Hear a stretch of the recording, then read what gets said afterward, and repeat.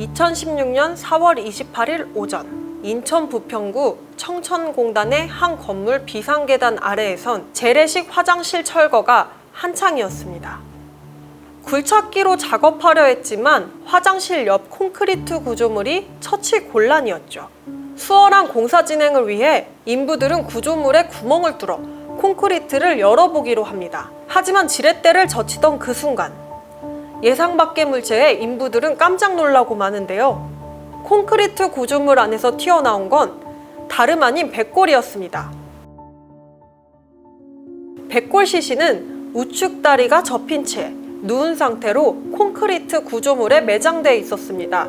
옷은 입지 않았지만 얼굴엔 베개가 덮여 있었고요. 2016년 당시 이미 단종됐던 컵라면 스프 봉지와 담뱃갑, 시멘트 포대도 함께였습니다. 인부들의 신고를 받고 출동한 경찰은 백골을 국과수에 의뢰했습니다. 국과수 분석에 따르면 백골의 주인은 한국과 몽골 등 동북아시아 지역의 20대 여성일 가능성이 높습니다.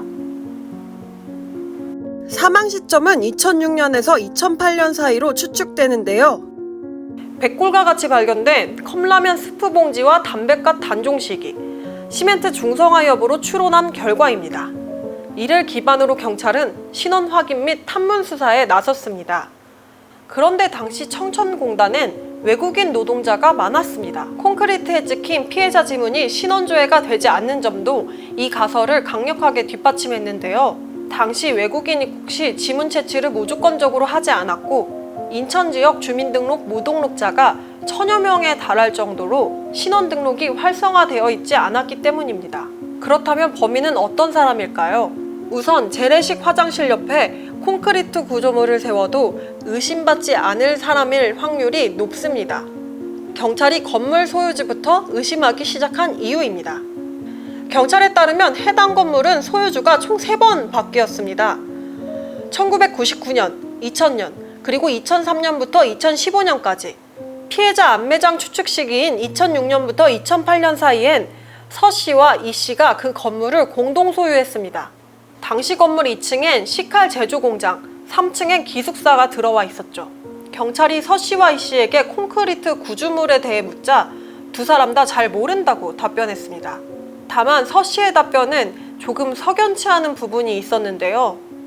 그는 구조물이 찍힌 사진을 보여주며 화장실 청소업자에게 2013년 11월쯤 받았다고 진술했습니다. 하지만 업자의 대답은 조금 달랐습니다.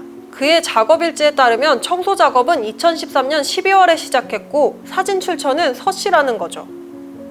콘크리트 구조물 인근에서 매장된 시신을 위해 구슬한 점, 귀신을 쫓는 나무를 심은 점도 의심되긴 매한 가지입니다. 서 씨는 돼지에 삼지창을 꽂는 타살 구는 굿을 5차례 했다고 하는데요. 이 굿은 무덤 등 시신 매장지 또는 객사한 이들이 묻힌 장소에서 영혼을 달래기 위해 하는 굿이라고 합니다. 서 씨가 자택에 귀신 쫓는 나무로 불리는 엄나무 가지를 가져다 놓은 것도 수상합니다. 서 씨는 경찰 조사엔 응했지만 관련 언론 인터뷰는 거절하는 등의 태도를 보였습니다. 그렇다면 면식범에 의한 우발살인일까요? 백골 시신엔 옷가지가 발견되지 않았지만 얼굴엔 등받이 쿠션이 씌워져 있었습니다. 이는 무엇을 의미할까요?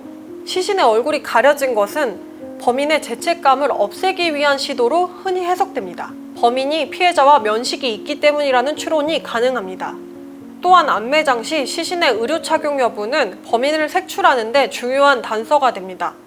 보통 강도살인 등 비면식범일 때는 피해자의 옷을 벗기는 경우가 드물고 옷을 통해 신원 확인을 하는 경우가 많기 때문인데요. 백골의 경우 생전 오른쪽 아래 어금니가 하나 빠진 채로 발견됐는데 범인이 얼굴을 아는 피해자를 폭행한 후 안매장이 벌어진 것이 아닌가 하는 추측이 가능합니다. 콘크리트 구조물을 만들어 시신을 안매장한 것도 주목해 볼 만합니다.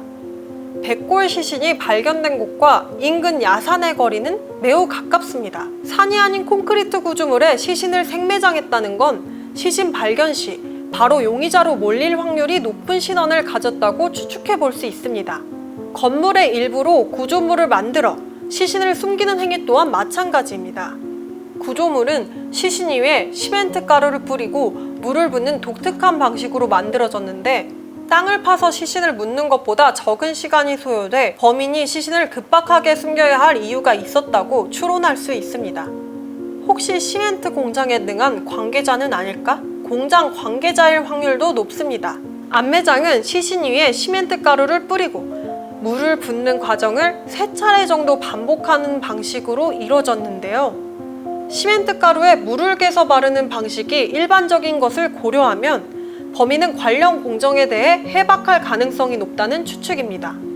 또 콘크리트 구조물을 만들기 위해선 시멘트 7포대와 1.5리터 물 42병이 필요한 것으로 알려졌는데요. 이 정도 규모의 구조물을 건물 내에 의심 없이 만들 수 있으려면 공장 관계자일 가능성이 높다고 추측해 볼 수 있습니다.